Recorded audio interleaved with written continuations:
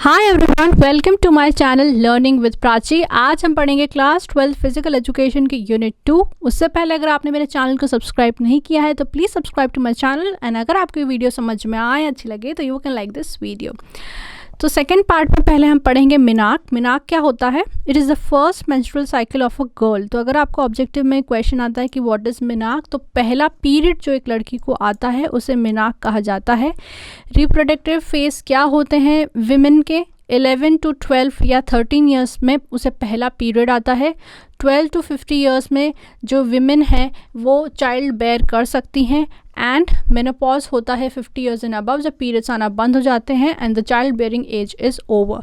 तो ऑब्जेक्टिव में अगर आपको आता है कि मिनार्क क्या होता है, तो menarche is the first menstrual cycle of a girl. ये यूजुअली 13 ईयर्स के अंडर आ जाता है, लेकिन हम इसे जनरलाइज नहीं कर सकते हैं। It varies from individual to individual. लेकिन जो फीमेल एथलीट्स है, यूजुअली हम फिजिकल एजुकेशन में फिजिकल एक्टिविटीज़ की बात करें तो जो विमेन होती हैं, विमेन एथलीट्स होती हैं, वो जो जिम्नास्टिक्स करती हैं या हैवी एक्सरसाइजेस करती हैं, उनका जो मिनार्क है वो डिले हो जाता है, राइट। सेकेंड हमारा टॉपिक है मेंस्ट्रुअल डायफंक्शन। मेंस्ट्रुअल हमने पढ़ लिया कि क्या होता है, पीरियड्स होते हैं, जो पीरियड्स को हम मेंस्ट्रुअल बोलते हैं। डायफंक्शन का मतलब है कि ये जो पीरियड्स हैं वो उसमें डिसरप्शन होता है, इरेगुलरिटी होती है, किसी तरीके की प्रॉब्लम होती है। तो abnormal condition of menstrual cycle को हम बोलते हैं मेंस्ट्रुअल डायफंक्शन।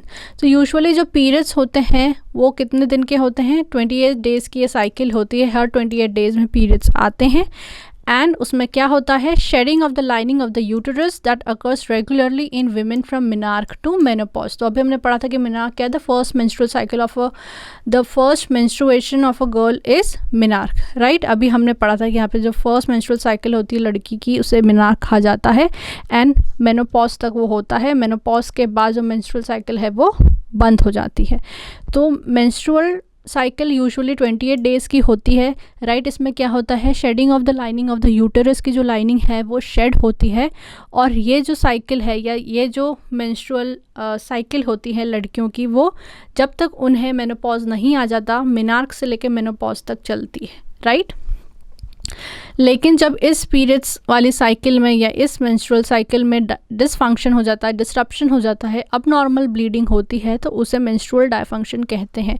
यानी किसी भी तरीके का डिसरप्शन अगर मेंस्ट्रुअल साइकिल में होता है या तो वो 28 डेज़ में नहीं आ रही है, उससे शॉर्ट है, ज़्यादा पेन हो रहा है पीरियड्स के टाइम पे, क्रैम्प ज़्यादा हो रहे हैं, हैवी ब्लीडिंग हो रही है, किसी भी तरीके का अगर डिसरप्शन होता है तो उसे मेंस्ट्रुअल डायफंक्शन कहा जाता है, राइट। अब बहुत सारे टाइप के मेंस्ट्रुअल डायफंक्शन होते हैं, ये मैं आपको ऑब्जेक्टिव के अकॉर्डिंग पढ़ा रही हूँ, इतना डिटेल में जाने की ज़रूरत नहीं है। डिपेंड्स किस तरीके का क्वेश्चन आता है। अगर सिंपल डेफिनेशन आती है तो आप लिख देना कि अब normal condition of menstrual cycle is menstrual डायफंक्शन।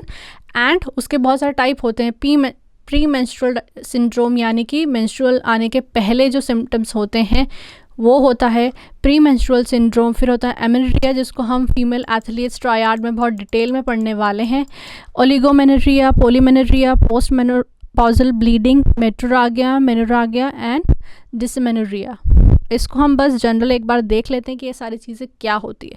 Pre menstrual syndrome, नाम से ही पता चल रहा है कि मेंस्ट्रुअल साइकिल से आने से पहले जो होता है, क्या क्या होता है, anxiety, depression, headache, irritation, infection, उसे बोलते हैं प्री मेंस्ट्रुअल सिंड्रोम। और उसके सिम्टम्स होते हैं, और इसके सिम्टम्स को रिड्यूस कर सकते हैं हम एक्सरसाइज से, अच्छे खाने से, गुड स्लीप से। एमेनोरिया, जिसको हम फीमेल एथलीट्स ट्रायड में भी डिटेल में पढ़ने वाले हैं।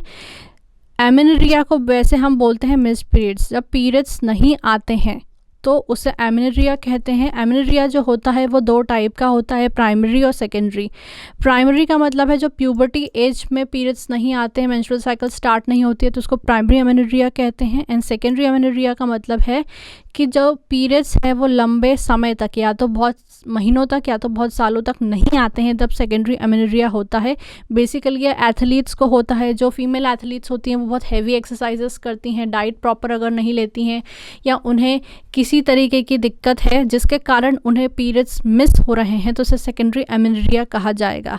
इसको अब अभी हम डिटेल में आगे पढ़ने वाले हैं। और ये उन विमेन को होता है जो इंटेंस ट्रेनिंग एक्सरसाइजेस करती हैं, जैसे running, body building, skating, right. Dysmenorrhea का मतलब क्या है, जब पीरियड्स आते हैं तब बहुत ज़्यादा पेन और क्रैम्प्स होते हैं। मेनोरैगिया का मतलब है हैवी और लॉन्ग टर्म ब्लीडिंग, मेंस्ट्रुअल के दौरान बहुत ज़्यादा टाइम तक या हैवी ब्लीडिंग होती है। पॉली का मतलब है जब जो हमारी मेंस्ट्रुअल साइकिल होती है वो कितने टाइम की होती है, 28 डेज़ की होती है। इससे शॉर्टर होती है अगर गर्ल्स में 21 डेज़ की होती है तो उसे पॉलीमेनोरिया कहते हैं। ओलिगोमेनोरिया का मतलब है जब पीरियड्स रेगुलर नहीं होते, फ्रीक्वेंट नहीं होते। मेनोरैगिया का मतलब है मिस्ड, डिलेड और abnormal bleeding patterns. And post menopausal bleeding हमने अभी डिस्कस किया था। मेनोपॉज का मतलब क्या है, 50 एंड अबव जब पीरियड्स आना विमेन में बंद हो जाते हैं, लेकिन उसके बाद भी अगर ब्लीडिंग होती है that is post menopausal bleeding. ये सिर्फ आपको एक जनरल आइडिया होना चाहिए कि क्या होता है, राइट। सबसे इंपॉर्टेंट टॉपिक है इसमें फीमेल एथलीट्स ट्रायड।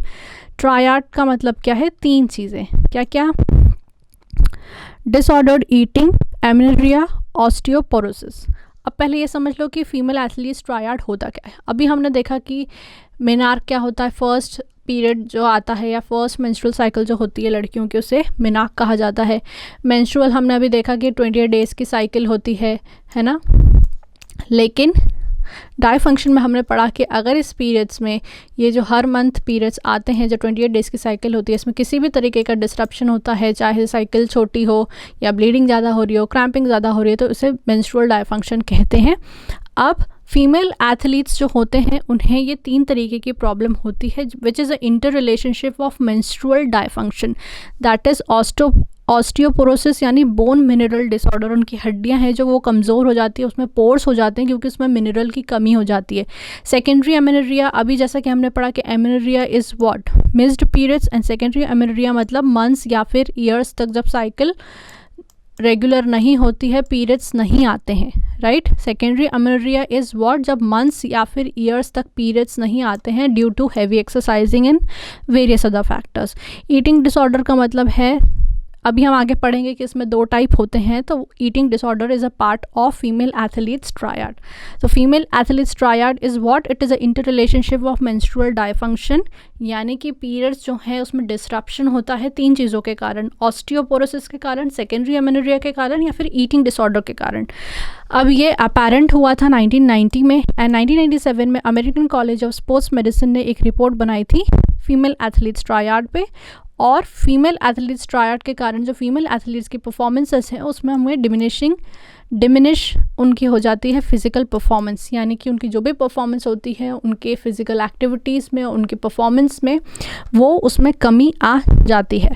तो what is the symptoms of female athletes triad, बहुत जल्दी लॉस होता है वेट का, पीरियड्स रेगुलर नहीं होते हैं, थकान होती है, कंसंट्रेशन की कमी होती है, स्ट्रेस फ्रैक्चर यानी जब बोन्स में बहुत ज़्यादा स्ट्रेस आता है, रेगुलर स्ट्रेस आता है बोन्स में जिसके कारण उसका फ्रैक्चर हो जाता है, उसे स्ट्रेस फ्रैक्चर बोला गया है, यानी कि उस बोन पर बहुत ज़ोर आता है रिपीटेडली तो उसे स्ट्रेस फ्रैक्चर कहा जाता है। कंटिन्यूस डाइटिंग, वेट लॉस हो रहा है उसके बाद भी डाइटिंग करते हैं अगर, तो वो सिम्टम है फीमेल एथलीट्स ट्रायड का। डेंटल कैविटीज़ हो सकती है, हार्ट रेट लो हो सकता है, ब्लड प्रेशर लो हो सकता है। तो ये तीनों ही चीज़ें फीमेल एथलीट्स ट्रायड को बनाती हैं। क्या क्या, एनर्जी डेफिशिएंट, एनर्जी की कमी रहती है, low bone mass and menstrual disruption. First is osteoporosis, नाम से ही पता चल रहा है पोरो, तो यहाँ पे हमको याद रखना है पोर्स, राइट। तो आप देख सकते हो कि रेगुलर जो बोन होते हैं उसमें उतना पोर नहीं होते हैं, आप देख सकते हो ये रेगुलर बोन है, हेल्दी बोन है। लेकिन ऑस्टियोपोरोसिस में क्या होता है, बोन्स में पोर्स आने लगते हैं, इसलिए नाम पड़ा है ऑस्टियोपोरोसिस। अब ये क्यों होता है, क्योंकि जो फीमेल एथलीट्स हैं हमको पता है कि हमारी बोन्स के डेवलपमेंट के लिए कैल्शियम बहुत ज़रूरी है। अगर कैल्शियम या अच्छी डाइट नहीं लेंगे, एंड स्पेशली एथलीट्स को जिनको अपनी फ़िज़िकल परफॉर्मेंस पे बहुत ज़्यादा ध्यान देना रहता है, अगर वो अच्छी डाइट नहीं लेंगे, कैल्शियम की कमी होगी या ठीक से नहीं खाएंगे तो उन्हें ऑस्टियोपोरोसिस हो सकता है। तो ये क्या होता है, जब बोन में मिनरल की कमी हो जाती है जिसके कारण क्या होता है, बोन में मिनरल की कमी हो जाती है तो पोर्स बढ़ जाते हैं, और पोर्स बढ़ जाते हैं तो फ्रैक्चर का चांस बढ़ जाता है, और जब फ्रैक्चर का चांस बढ़ जाता है तो बोन की जो डेंसिटी है वो कम हो जाती है। ठीक है, यहाँ पे हम देख सकते हैं इसमें डेंसिटी कम हो गई है, ऐसी हेल्दी बोन होना चाहिए, तो यहाँ पर पोर्स हो जाते हैं। तो लो बोन मिनरल कंटेंट कंज्यूम करने के कारण पोर्स हो जाते हैं, पोर्स के कारण फ्रैक्चर का खतरा बढ़ जाता है और पोर्स होने के कारण बोन की जो डेंसिटी है वो भी कम हो जाती है, जिसके कारण फ्रैक्चर का खतरा बढ़ जाता है, राइट।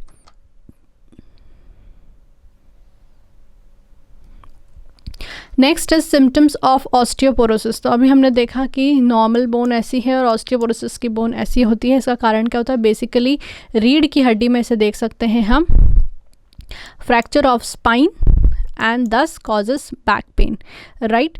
तो बैक पेन इसका एक सिम्टम है। बोन फ्रैक्चर हो जाता है, जैसे कि हमने डिस्कस करा कि मिनरल की कमी होती है हड्डियों में, जिसके कारण पोर्स हो जाते हैं, और पोर्स हो जाते हैं तो उसके कारण जो फ्रैक्चर का खतरा है वो बढ़ जाता है, और पोर्स होने के कारण जो बोन की डेंसिटी है वो भी बहुत कम हो जाती है, ठीक है। तो बोन फ्रैक्चर हो सकता है। और ऑस्टियोपोरोसिस अगर किसी व्यक्ति को होता है तो उसका स्टूप पॉस्चर हो जाता है, यानी झुका हुआ पॉस्चर हो जाता है, तो वो भी एक सिम्टम होता है ऑस्टियोपोरोसिस का। तो back pain, bone fracture and bad posture are the symptoms of osteoporosis. अब इसके कॉजेज़ क्या हो सकते हैं? First is gender difference. अब हमको पता है कि मेल और फीमेल की बॉडी में मेजर डिफरेंस क्या है। फीमेल की जो बॉडी होती है वो हार्मोन्स पर रन करती है, राइट। हम बोलते हैं कि आज ये तो बहुत खुश है, कल दुखी हो जाती है, ऐसा हो जाता है, वैसा हो जाता है। क्यों? क्योंकि जो विमेन की बॉडी है वो हार्मोन्स पर रन करती है, एंड अगर उसमें ज़रा सा भी ऊपर नीचे होता है, यानी इम्बैलेंस होता है, तो ऑस्टियोपोरोसिस का खतरा बढ़ जाता है। और जो फीमेल्स होती हैं मेनोपॉज के बाद ठीक है, दो ऐसे आप देखो कि मेन और वुमेन जो होते हैं मेन और वुमेन दो कैटेगरीज होती हैं। विमेन की जो बॉडी है वो हार्मोन्स पे रन करती है। हार्मोन्स में भी सबसे इम्पॉर्टेंट उनके लिए होता है एस्ट्रोजन, राइट। दो हार्मोन्स होते हैं, एस्ट्रोजन एंड प्रोजेस्टेरॉन। फीमेल में एस्ट्रोजन ज़्यादा चाहिए होता है, राइट।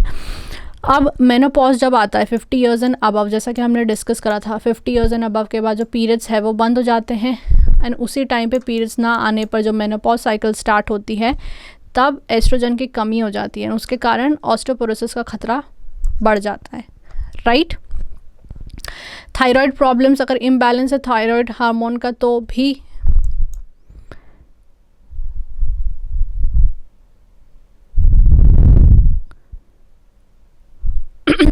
थायराइड प्रॉब्लम्स, अगर हार्मोन्स का बैलेंस नहीं हो, थायराइड की प्रॉब्लम हो गई तो भी ऑस्टियोपोरोसिस हो सकता है। एंड इम्प्रॉपर डाइट, अगर कैल्शियम नहीं है डाइट में तो भी ऑस्टियोपोरोसिस का खतरा हो सकता है। Next is amenorrhoea. एमेनोरिया क्या होता है? अभी हमने पढ़ा कि दो होता है, प्राइमरी और सेकेंडरी। जब प्यूबर्टी की एज में पीरियड्स नहीं आते हैं, that is primary amenorrhea. And अगर बहुत मंथ्स तक और ईयर्स तक पीरियड्स नहीं आते हैं तो उसे बोलते हैं हम सेकेंडरी एमेनोरिया। तो विगरस एक्सरसाइजेस और ढंग से कैलोरीज नहीं खाने से, बैलेंस डाइट नहीं लेने से क्या होता है? हार्मोन्स में कमी आ जाती है और उसके कारण मिस्ड पीरियड्स हमें देखने को मिलते हैं। एज पर डिस्कस की फीमेल की बॉडी तो हार्मोन्स पे ही रन करती है, राइट। तो what is the symptoms of amenorrhea? Periods miss होंगे, हेडेक होगा, विजन ठीक से नहीं दिखेगा, चेहरे पर बाल आना या पेल्विक एरिया में पेन होना। और इसके कॉजेज़ क्या हो सकते हैं? हार्मोनल चेंजेस के कारण, डाइट ठीक से नहीं लेने के कारण, और हेवी एक्सरसाइजेस करने के कारण। जैसे कि हमने डिस्कस करा था कि एमेनोरिया को मिस पीरियड्स कहते हैं और वो दो टाइप के होते हैं, primary amenorrhea and secondary amenorrhea. Primary is what? जब प्यूबर्टी की एज में 11 to 13 ईयर्स में पीरियड्स नहीं आते, that is amenorrhea. And secondary amenorrhea is what? Not having menstrual cycle regular for months और ईयर्स। और ये इन एथलीट्स को होता है जो इंटेंस ट्रेनिंग एक्सरसाइजेस करती हैं, जैसे distance running, cycling, body building, skating. And last हमारा फीमेल एथलीट्स ट्रायड में थर्ड कंपोनेंट है ईटिंग डिसऑर्डर। ईटिंग डिसऑर्डर उन प्लेयर्स में आता है जो अपने अपीयरेंस को लेकर बहुत ज़्यादा प्रोटेक्टिव रहती हैं, जैसे कि डाइविंग, स्केटिंग, बैले में। और जो एंड्योरेंस स्पोर्ट्स, एंड्योरेंस मतलब एंड्योरेंस इज़ व्हाट? हम किसी भी एक्टिविटीज़ को कितनी देर तक कर सकते हैं, दैट इज़ एंड्योरेंस। तो साइकिलिंग, स्विमिंग, इन सब में हम डिसऑर्डर, ऐसी एथलीट्स जो इन सब में पार्टिसिपेट करती हैं साइकिलिंग, स्विमिंग में, तब हम ईटिंग डिसऑर्डर को देख सकते हैं। अब ये दो टाइप का होता है, anorexia nervosa and bulimia. Anorexia में क्या होता है? इंसान जो है, एथलीट जो है, बिल्कुल भी नहीं खाता है, अपने आप को भूखा रखता है और बहुत हैवी एक्सरसाइज करता है, जिसके कारण क्या होता है? वो हेल्दी बॉडी वेट को मेंटेन नहीं कर पाता है और उसको फियर रहता है कि उसका वज़न बढ़ जाएगा, और एक डिस्टॉर्टेड इमेज वो अपने मन में बना लेता है, यानी कि बहुत दुबला हो जाता है, बिल्कुल नहीं खाता है, खुद को स्टार्व करता है और दिन भर एक्सरसाइज ही करता है। उसको बोलते हैं एनोरेक्सिया नर्वोसा, जिसमें वो बिल्कुल भी नहीं खाता, स्टार्व करता है। और दूसरा होता है बुलीमिया नर्वोसा। इसमें क्या होता है, cycles of bingeing and purging. पहले तो एंजाइटी में इंसान बहुत ज़्यादा खा लेगा, फिर उसको लगेगा कि नहीं मेरा बॉडी वेट बढ़ जाएगा, मेरी इमेज ख़राब हो जाएगी, मेरी बॉडी इमेज ख़राब हो जाएगी, तो वो पर्जिंग करता है, यानी पहले तो बहुत ज़्यादा कंज्यूम कर लेता है और फिर वॉमिट करता है ताकि वेट गेन ना हो जाए। तो ईटिंग डिसऑर्डर में 2 टाइप के डिसऑर्डर होते हैं, एनोरेक्सिया नर्वोसा जिसमें बिल्कुल भी नहीं खाता है, स्टार्व करता है, और बुलीमिया नर्वोसा जिसमें eating and bingeing and purging, पहले खाता है फिर पर्ज करता है, राइट। अब डिसऑर्डर्ड ईटिंग के सिम्टम्स क्या होते हैं, फिजिकल सिम्टम्स हो सकते हैं जब इंसान भूखा रहेगा या खा के बॉडी से वापस वॉमिट करके निकालेगा तो क्या होगा, दिन भर थकान होगी, बहुत जल्दी वेट लॉस होगा, बॉडी वेट मेंटेन नहीं रहेगा, फ्लक्चुएट होगा, ज़्यादा ठंड लगेगी, पीरियड्स इरेगुलर रहेंगे, वॉमिट होगी और बेहोश होने के चांसेस भी रहते हैं। साइकोलॉजिकल सिम्टम्स, जैसा कि हमने देखा कि इंसान या एथलीट क्यों ये ईटिंग डिसऑर्डर में हमने देखा है उनमें, क्योंकि उनको लगता है उनकी बॉडी इमेज ख़राब हो जाएगी, उनका वेट गेन हो जाएगा, जो कि उनकी परफॉर्मेंस के लिए हो सकता है अच्छा ना हो वेट गेन, तो वो क्या करते हैं, वेट गेन ना हो तो खा के वापस वॉमिट करते हैं या फिर बिल्कुल भी नहीं खाते हैं, जैसा कि हमने देखा था एनोरेक्सिया नर्वोसा में बिल्कुल भी नहीं खाते हैं, एंड बुलीमिया में खा के पर्ज करते हैं। सो साइकोलॉजिकल सिम्टम्स इसके क्या हो सकते हैं, ऑब्सेशन विद शेप, डर लगता हो वेट गेन से, एंजाइटी, मूड स्विंग्स और लो सेल्फ एस्टीम। उनको ऐसा लगता हो कि हम खा लेंगे, वेट गेन हो गया तो हमारा फिगर ख़राब हो जाएगा या हमें फिर कोई पूछेगा नहीं, या बहुत सारे साइकोलॉजिकल फैक्टर्स होते हैं। मीडिया में भी उनको अपनी हेल्दी इमेज बनानी रहती है, फिट रहना होता है and all that, right. Behavioural symptoms होते हैं, जैसे कि जो व्यक्ति डिसऑर्डर्ड ईटिंग से पीड़ित होगा वो ज़्यादा घुलेगा मिलेगा नहीं लोगों से और बहुत धीरे धीरे खाएगा ताकि उसका पेट जल्दी भर जाए और उसे वज़न ना बढ़े। What are the causes of disorder, अब इसके कॉजेज़ क्या हो सकते हैं, जेनेटिक्स हो सकते हैं, ये ऐसा बिहेवियर जो हम पेरेंट्स में देख सकते हैं, ग्रैंड पेरेंट्स में, तो चिल्ड्रन में भी आ गया हो, साइकोलॉजिकल एंजाइटी डिप्रेशन के कारण हो, सोसाइटल प्रेशर, सभी लोग ऐसा कर रहे हैं या उनको एक बॉडी इमेज मेंटेन करनी है, सोसाइटी के लिए उनको एक बॉडी इमेज मेंटेन करनी है। अगर कोई भी एथलीट है जो एकदम मोटा ताज़ा दिखेगा, ठीक है, फिट नहीं दिखेगा, तो फिर ये अच्छी बात नहीं है, राइट। हम एथलीट्स को इतना क्यों मानते हैं, क्योंकि वो बॉडीली बहुत फिट होते हैं, राइट। तो अगर सोसाइटल प्रेशर भी रहता है, उन पर मीडिया का प्रेशर रहता है, ऑल दैट, इन्वायरमेंटल, अगर आसपास के लोग सभी लोग ऐसा कर रहे हैं तो उनमें भी डिसऑर्डर्ड ईटिंग की प्रॉब्लम हो सकती है। तो ये था हमारा फिज़िकल एजुकेशन यूनिट 2 का पार्ट 2।